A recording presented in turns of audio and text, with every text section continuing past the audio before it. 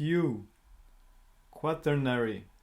A quaternary is a structure which comprises four elements, although Lacan's rejection of dualistic schemas in favor of an emphasis on the triangular structure of the symbolic involves a predominance of triadic schemes in his work.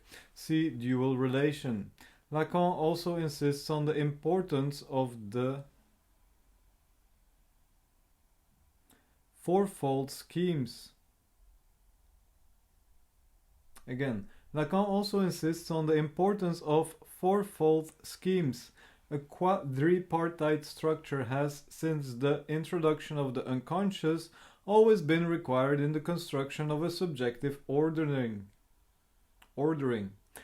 The emphasis on the quaternary first comes to the fore in Lacan's work in the early 1950s and is perhaps due to the influence of Claude Lévi-Strauss, whose work on the structure of the avunculate shows that the basic unit of kinship always involves a minimum of four terms.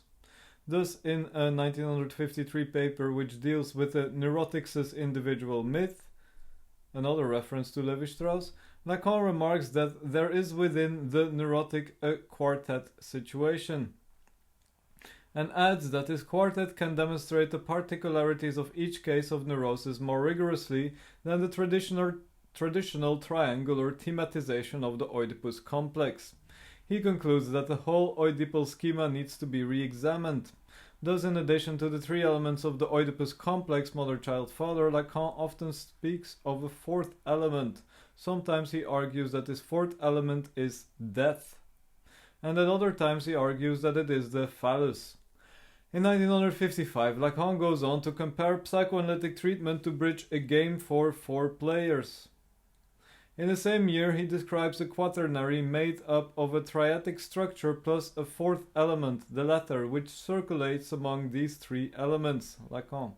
Other important quaternary structures which appear in Lacan's work are schema L, which has four nodes, the four partial drives and their four corresponding part objects, and the four discourses, each of which has four symbols assigned to four places.